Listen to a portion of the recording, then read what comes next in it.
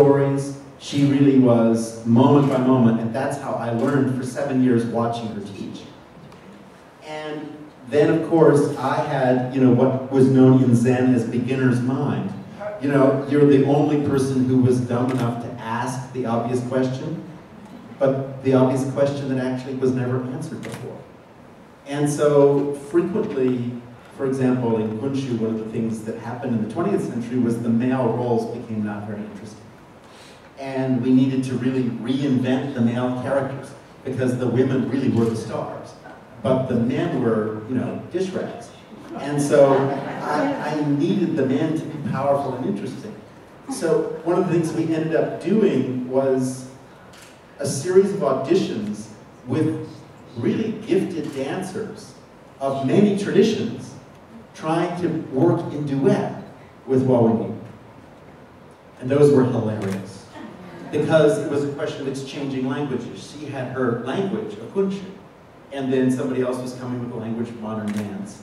And there was one person who shall remain nameless, but is a very, very, very, very, very, very, very well-known Asian dancer and choreographer, who, in his improvisation, was slithering around at her feet.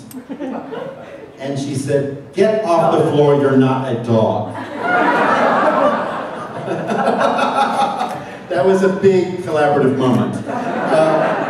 And we were looking for how could this very specific language of Kunshu enter into dialogue with other movement languages, with other traditions. And because, of course, the people who put out this idea of clash of civilizations are absolutely people who have no culture. Because when civilizations meet, they don't clash, they flower. What's always incredible is civilizations meet each other, and it's a new period of creativity in both directions. And so what we wanted was that creativity for Kunshu. Our collaborator in this was the marvelous Chinese composer Tandun, who created a new score for one half of the evening, and also did what we know in the West as the early music movement for traditional Kunshu music. That is to say, a lot of the traditional Kunshu music had been quite influenced, particularly in the 1920s, by film music. And so there had been a lot of accretions of extra instruments. And Tandun, just like the early music movement saying you don't need to play Bach with a symphony orchestra, you need to play Bach with this small, light group and play it in a way that's lighter and more alive to the touch. Tandun imagined what Sung Dynasty music would sound like. This incredibly refined sense of line. And again, as in this purest moment of Chinese culture, where it's just the emotion vibrating on the finest, finest, finest levels. And it's not this big symphonic overlay of moving music that's gushing and swirling. And so we did a major strip down of the musical tradition and got just a handful of musicians to go to the essence of the music. The other thing that was very important for me was Kunshu arriving in America as Chinese communities arrive in America and have lived in America for a long time. And for me, this question of identity is such an important question in this piece. The play, which I'll tell you about in one moment, has a scene that's very, very powerful and was powerful for 4 centuries of Chinese history. And that is where the young woman, Wenyi, knows that she will not get what she's dreaming of in her lifetime. And she essentially stops eating. And she dies of starvation. She's in a very well-born family. Her father is the future prime minister. Her mother comes from a good family. She's surrounded by plenty. And yet she chooses to stop eating. Because she knows she's not going to see what she's dreaming of in her lifetime. And as she's dying, she paints her own portrait. And she looks at herself in the mirror, looks deep into her own eyes, understands the sadness of herself and her generation, and bequeaths her portrait to future generations of Chinese women who will have a dream. That becomes a very important image in Chinese culture, and for several centuries, Chinese women add their own comments to this scene. And it becomes a chain letter that moves across generations of Chinese women, imagining a future that has been denied them.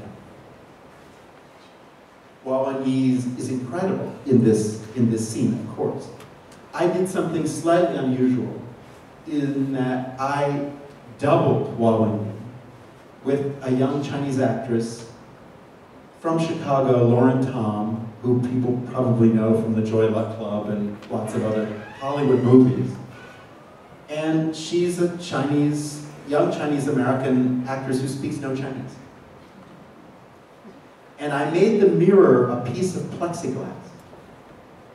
And I had Lauren Tom, this young Chinese actress from Chicago, look into the mirror and see in the mirror Wenyi. Just arrived from China and now living in America. And I had Wenyi looking in the mirror and seeing Lauren Tom, this next generation of young Chinese woman who has a very different future and a very different set of possibilities. And so the idea that this portrait, this self-portrait, was a woman gazing into a future and another woman gazing into a past. And generations of Chinese women were communicating across this image.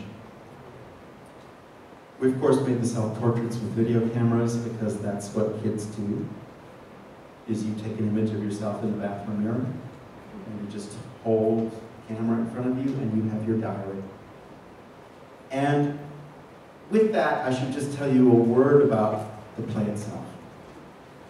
When you tell me if you have something to add, so I'm leaving it out. The play itself is, as June said, in a way the most well-known play in the Kunchi repertoire. And that's always, for me, a problem, in the West. Because something so well-known, people don't look at it anymore. They stop really saying, what does this mean? What is this trying to say? It just becomes this, like so many Western operas, people stop really looking at them. And what they demand is somebody really take a look exactly because it's so familiar. And you say, what is this trying to tell us? Of course, the image is astonishing. The famous scene is a walk in the garden. And it comes from the play in which a young Chinese woman in a well-to-do family has never gone behind the house into the garden. The garden is the secret place that you're not supposed to go. And certainly not in spring. And so there's a very dramatic scene where this young woman feeling her life is empty. When her parents aren't looking, going out into the garden alone in spring. Everything's blooming, everything's amazing. That walk in the garden is both disarray and recognition, is shock, is sexual awakening. It's the awakening of a young woman. She falls asleep under a tree in the garden, and the man of her dreams appears to her. They have a beautiful moment of clouds and rain, which is very erotic. And he disappears. And she wakes up and she is seeing the man of her dreams. Her parents are trying to get her to marry other people. She says, no, I've seen the man who I'm waiting for, and I will wait. He doesn't come, and she proceeds to starve herself. And the amazing list of scenes include declaring ambition, admonishing the daughter, despairing hopes, The interrupted dream, which is what I've just described to you, when she wakes up in the middle of that dream to realize that her dream should be a reality, not just a dream. And then, one of my favorite titles for those of us in America who know Martin Luther King, Scene 12, Pursuing the Dream. What does it mean to pursue a dream? What does it mean to say, I have a dream? And of course, for me, it was inescapable. This image of a young girl starving to death. It was impossible not to also think of the Tiananmen generation on the cement in Tiananmen Square, refusing food. While their parents said, no, no, stop, stop. China's so much better than it was. We've worked so hard. It's better now than it ever was. And the students saying it's not good enough. This is still not the China of our dreams. And we will not stay here. And that suicide gesture on the pavement of a generation of privileged kids who said, this is not enough, and surrounded by plenty, chose to give their own lives.